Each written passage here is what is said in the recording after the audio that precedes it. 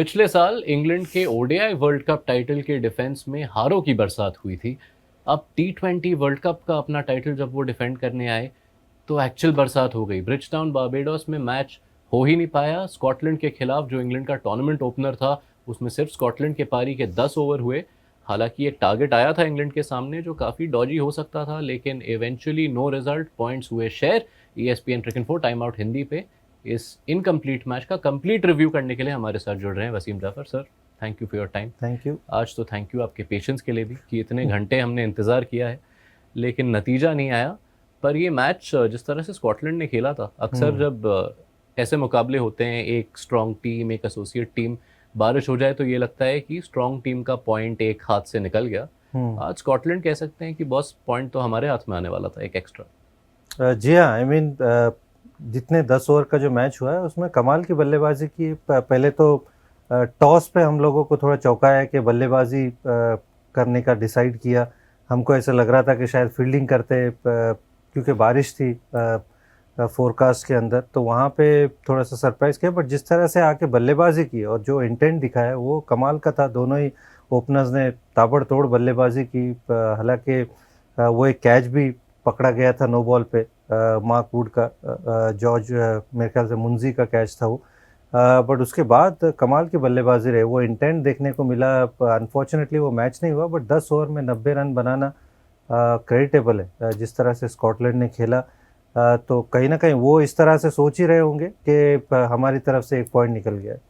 जी हाँ, बारिश के इर्द गिर्द जो 10 ओवर खेल पाए स्कॉटलैंड, उसमें पहले उन्होंने 6.2 ओवर्स खेले थे, उसमें 51 रन बनाए थे। और उसके बाद जब बारिश के बाद वापस आए तो 10 ओवर में अपना स्कोर ले गए 90, एक भी विकेट नहीं गिरा। जॉर्ज मुंजी और माइकल जोन्स दोनों ने 40 के ऊपर नाबाद पारियां खेली।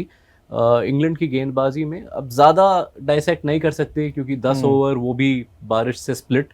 लेकिन जोफ्रा आर्चर ने 2 ओवर डाले, वो देख के ही अच्छा लगा।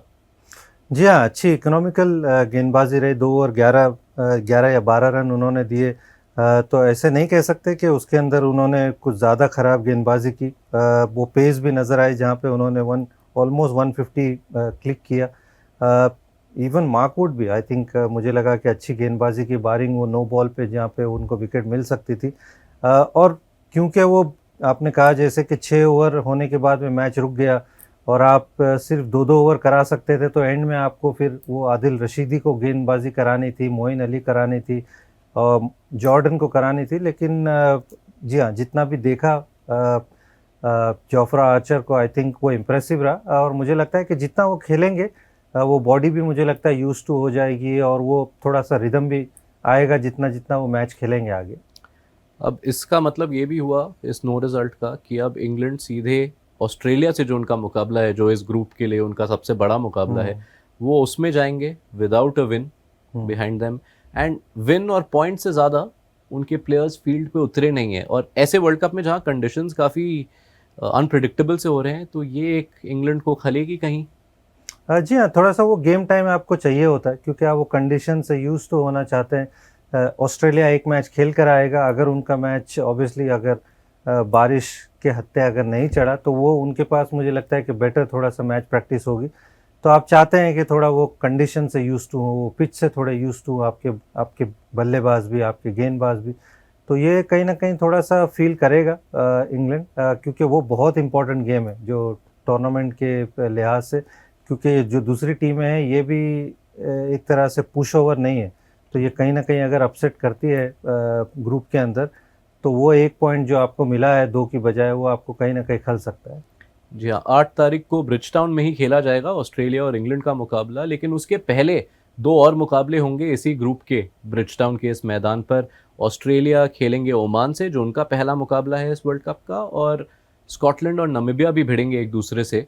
ब्रिजटाउन पे हमने इसके पहले एक मैच देखा था, नमीबिया ओमान। सुपर हम्म ओवर में तो गया, लेकिन वो 109 रन दोनों टीम के बड़े मुश्किल से बने थे। और आज इस मुकाबले में भी हमने देखा कुछ गेंदें ऐसी थी जो पेसर्स डाल रहे थे और हम्म बॉल टप्पे पर जा रही थी बटलर के हाथों में। तो ये पिच पेचीदा साबित हो सकता है। बिल्कुल साबित हो सकता है। और वही मैं, ऐसे देखने में तो ऐसे लग रहा था कि गेंदें नीचे जा रही है और ये थोड़ा सा कंसर्न हो सकता है। जैसे जैसे आप टूर्नामेंट खेलोगे तो पिच और थोड़ी स्लो हो जाएगी।